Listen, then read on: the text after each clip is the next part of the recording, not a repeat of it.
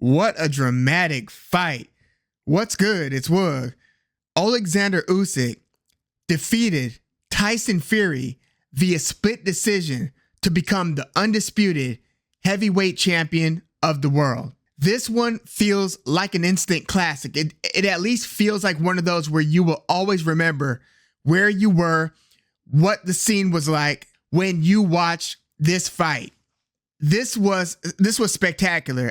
First of all, hats off to both guys, Usyk and Fury. I think that they both showed you so many elements as to why they are in the position that they are in. This was phenomenal.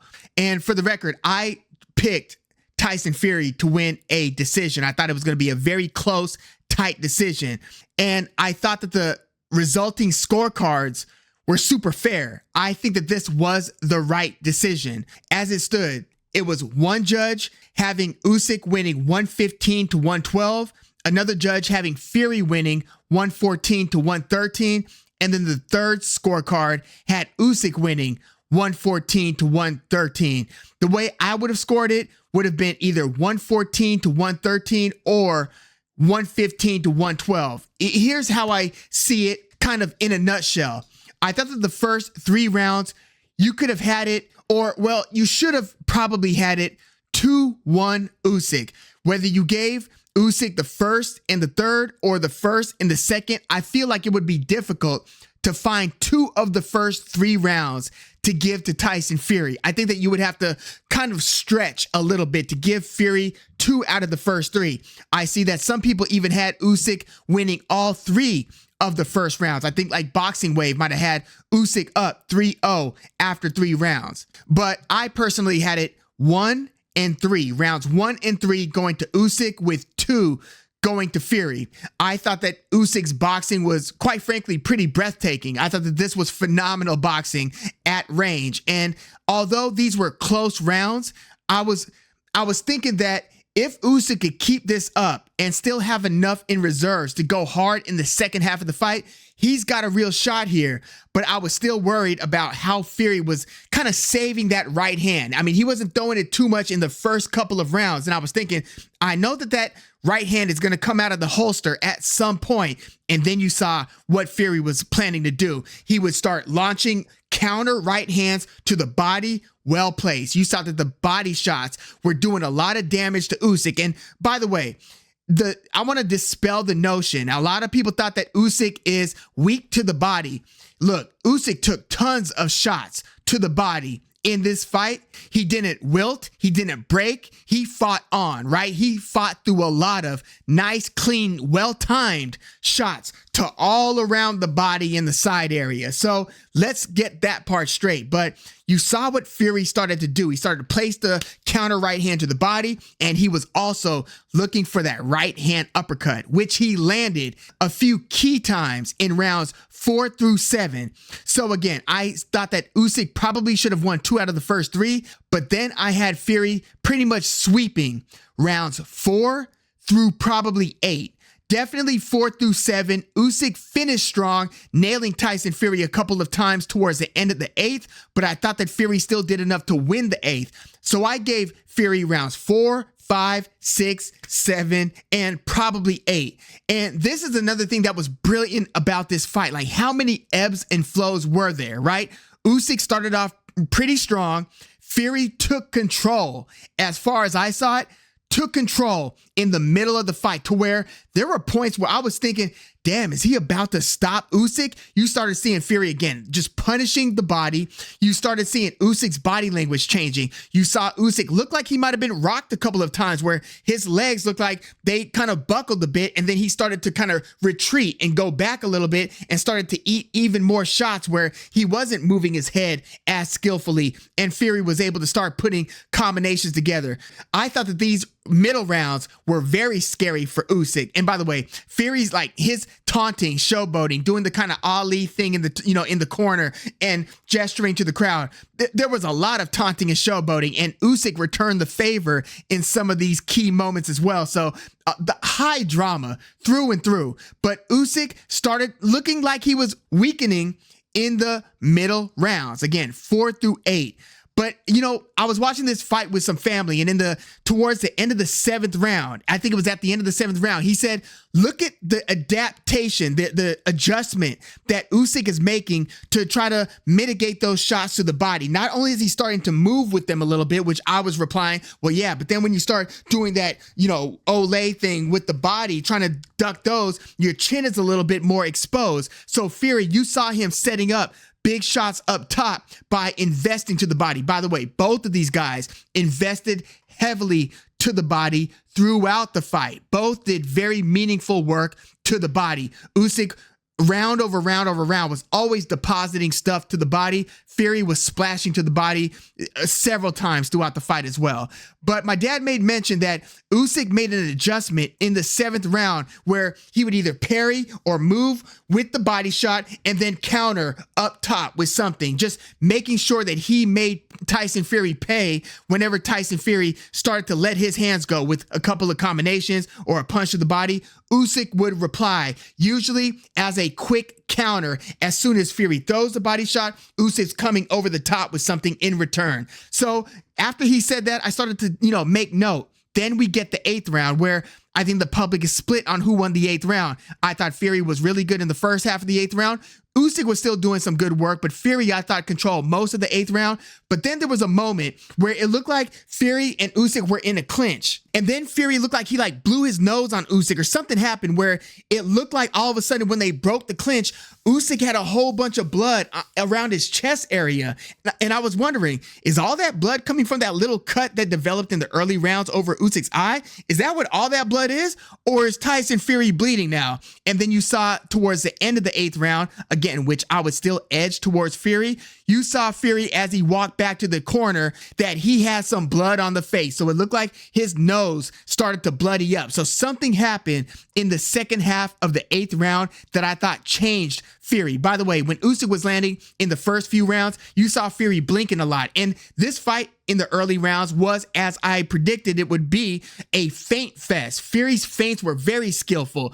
Usyk's feints were good. His lead hand feints, and they were basically feinting each other out of position. But Fury was super skillful. Fury didn't do as much of the dirty, nasty inside clinch, put your body on the guy and walk him back type of work that I assumed that he might. He really kind of kept this at range and made this a boxing affair, which made things very interesting. So when Fury started to get hit in the early rounds, you would see him kind of blink, and, he was pawing to his face a lot. And I was wondering, what is that little twitch? Like, he keeps on doing this round after round. Anytime Usyk starts touching him up top, it makes it look like Usyk's affecting him with those shots up top. But again, Usyk, I thought, did really well in those first 3 rounds, and I thought that the fight changed in the 4th round. Again, Fury took over, but then again, something happened towards the end of the 8th round. Fury and Usyk go back to their respective corners. It looks like Fury's bleeding. They come out into the 9th round. Fury's doing some stuff, but Usyk is firing off some meaningful left hands. And by the way,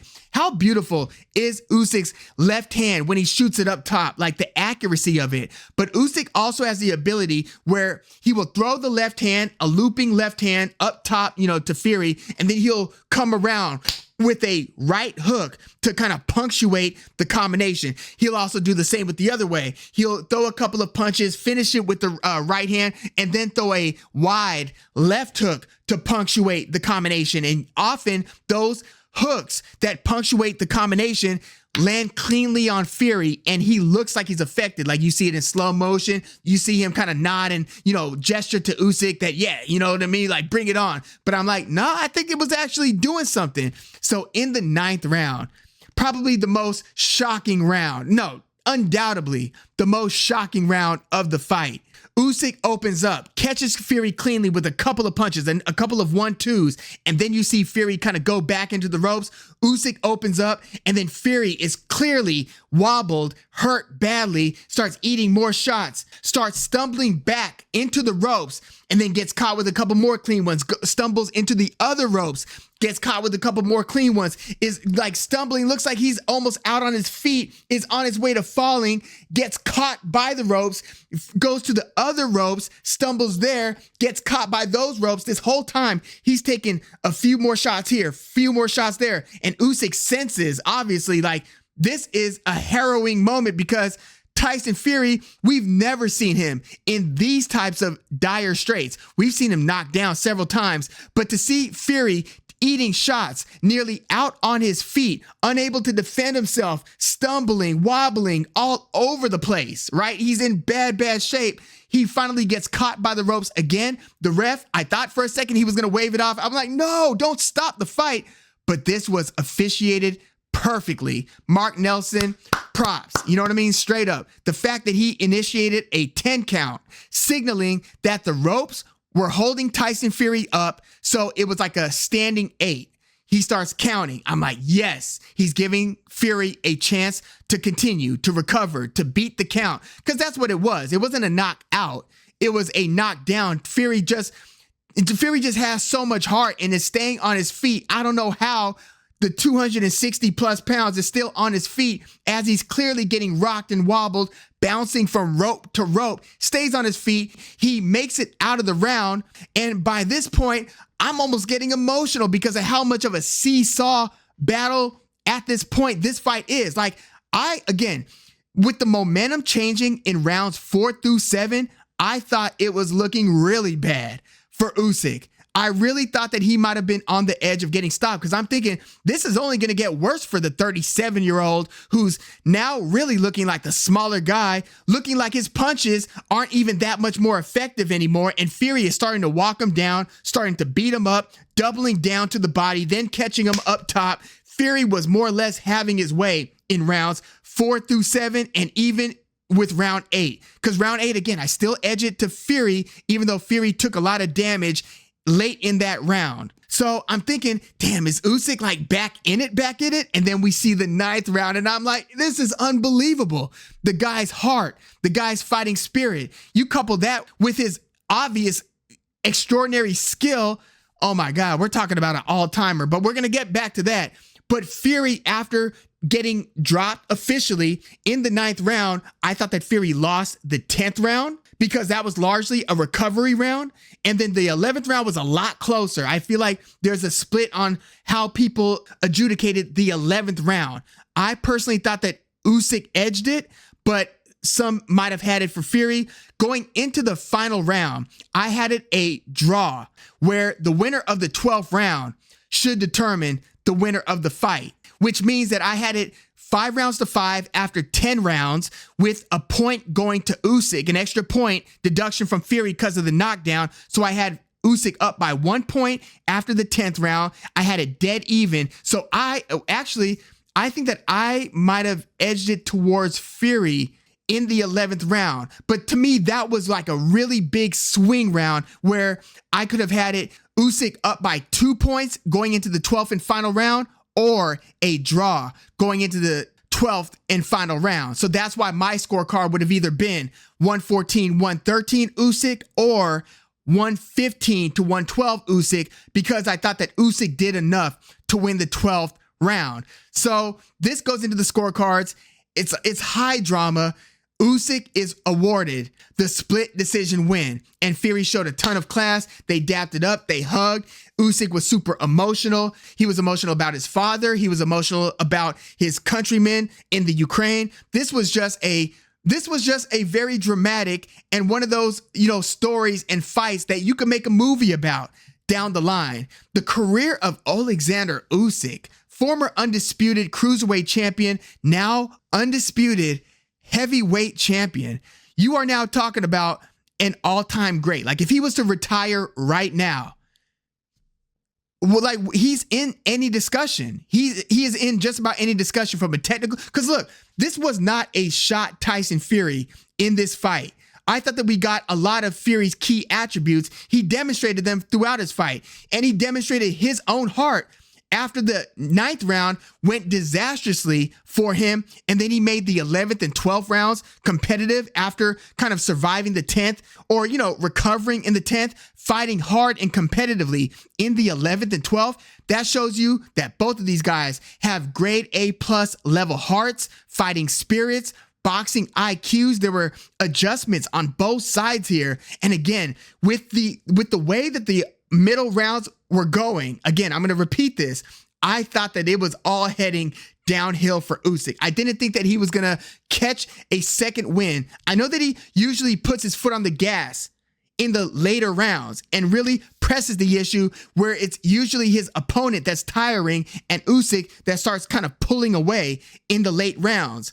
But the way that the fight was going and the way that Fury was starting to make the size an issue, because by that point, he was able to outbox Usyk at range in some of those big moments and in big chunks of those 4th through 7 or 4th through 8 rounds. Fury, it's not like Fury was just wrestling with the guy. He was outboxing him, landing cleanly, again, always going to the body and then mixing it up. Beautiful attack. And even the jab started to snap Usyk's head back a bit. And you started seeing Usyk becoming a little less elusive. He looked like he was tiring. He just didn't look like this was going well for him. And I was thinking, I wonder what's going on in Usyk's mind. I wonder if he realizes or he thinks that he's kind of defeated at this point and that this is going to only get worse as Fury gets more emboldened, as Fury starts pouring it on, as Usyk starts, getting even more tired at 37 years old and taking a beating from a guy who I know they announced that it was a 30-pound weight gap between the two, but it turned out to be a 40-pound weight gap between the two. I thought that all of these things were going to manifest itself in the middle and late rounds because of how it was going in the middle rounds. But again, Usyk turned it around late in the 8th, took over in the 9th, won the 10th, and however you see the 11th and 12th, it was what it was, and Usyk was awarded the decision. Again, he started the fight off well in the first 3 rounds. So this was a sensational fight. Like, again, I feel like this is one that we're going to remember. Fury, again, he demonstrated a lot of class, but then he also said in the post-fight interview that, people are kind of more or less siding with the story of Ukraine, and because of the emotions involved in what's going on in that part of the world, that they are more so favoring Usyk. He said that in his post-fight interview, but he also congratulated Usyk. He wished everybody a happy new year. I had to Google, is it New Year in the Middle East? Is it New Year in, a part of the world that Fury's referring to? But he was more or less in good spirits, but he also said that he thought that he did enough to win the fight, which I wouldn't have expected too much different. Again, this was a very close fight. Fury thought that he did enough. He's calling for the mandated rematch. We'll see if Usyk honors the rematch, retires, coughs up, because I think he might have to cough up the IBF belt if they do run this back. I don't know if it's going to still be for all 4 belts, but at this point, doesn't matter. I feel like, it was a close fight, but I feel like we got the answer. I think that it was a fair decision win for Alexander Usyk. And again, the story of this fight, the fact that he started off well, started falling behind. I thought, again, through 8 rounds, I had Fury up 5 rounds to 3. But again, the 8th round was also close. So I wouldn't hold it against anybody for giving the 8th round to Usyk because of the damage that he did in the second half of that round. But yeah, let me know how you scored this one. Props to Alexander Usyk. Hats off to Tyson Fury. Somebody's had to go unless this was going to be a draw. And again, I think that this really showcased and highlighted what made both of these fighters great. Like, Fury I thought he fought wonderfully. It just wasn't quite enough to beat Usyk. Usyk is always better than I ever thought he was. I remember watching him since before the Michael Hunter fight. That was one of the first times I've seen him. But before that, against Nkunu, against Glovatsky, Usyk, he keeps on exceeding these ceilings that I, in my own mind, want to place on him. Okay, if he goes to heavyweight, he won't beat the Anthony Joshuas, though. He won't beat the behemoth heavyweights. He might be able to beat some of the smaller heavyweights, but not the giants, right? And here we are. The former cruiserweight champion has become undisputed, and on the way, he beat AJ twice, and he defeated the Gypsy King, becoming the first to give Tyson Fury an L. Remarkable. Yeah, let me know what you thought about this one. And if they run it back, I know it's going to be Usyk that's older and that's going to be pushing 38 if he's not 38, if they do run this back. And I think I read somewhere that Usyk has a broken jaw, but then I saw him talking emotionally about his dad and stuff in the press conference. What is the state of Usyk's jaw? Is it a broken jaw, or is he more or less, how bad is it? How much will they have to wait between this fight and the rematch. And Usyk sounded like he was down in the ring. He said, yeah, let's do it. You know, like he was acknowledging that he would honor the rematch. But I don't know if Usyk is able to maintain and retain his skills and doesn't just hit that proverbial cliff where you aren't the same fighter going into that rematch.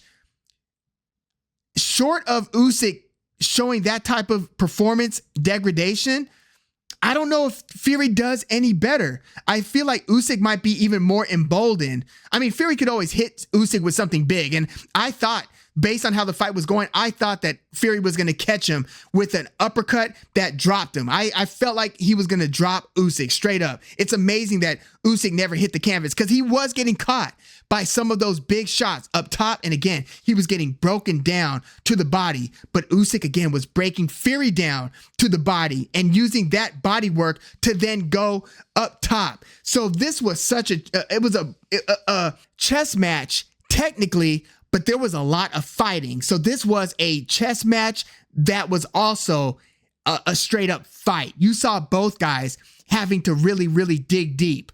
But this fight makes me wonder, what will the state of Tyson Fury's chin be going into the rematch? I know that, you know, could Usyk take Fury's punches if Fury really got going, right? I'm wondering if Fury will be able to take Usyk's punches if they run it back. Because Fury, I mean, he gets dropped a lot and he gets wobbled a lot. And that the combinations that started to really rock him in the 9th round, those weren't the only shots that started to look problematic. They were obviously the worst shots for Fury. Like, he almost didn't make it through the 9th round. But there were other moments where you saw him get splashed and you saw the way that he kind of reacted to it. It was almost like an auto response if you're fighting like a villain or an opponent on a boxing video game, like Mike Tyson's Punch Out. Somebody gets hit and they have this tick about them. Fury looked like he wasn't taking Usyk's clean left hands too well. So, I mean, sometimes he was, but there were a lot of instances where it was like, yeah, that left hand affected Tyson Fury. So yeah, let me know what you thought about this. Again, I feel like this is one of those classics because of the ebb and flow, because of the high drama, the turns of the tide from the round 3 to round 4, and how Fury started to take over, and then how Usyk started to reclaim the fight in the 9th round and arguably beyond. Let me know your thoughts on this one in the comments. Congratulations to Alexander Usyk. Hats off to Tyson Fury. Together, they made, I believe, a classic. Let me know what you think about that. And what is the path forward? Do you want to see them run it back? Do you feel like the result? How do you see a rematch between these guys going? Let me know how you scored this fight. Did you have Alexander Usyk winning? And what were your scorecards looking like? Let me know your thoughts in the comments. Like the video. Subscribe to the channel if you are into the fight talk. I'm Woog. Thanks for tuning in.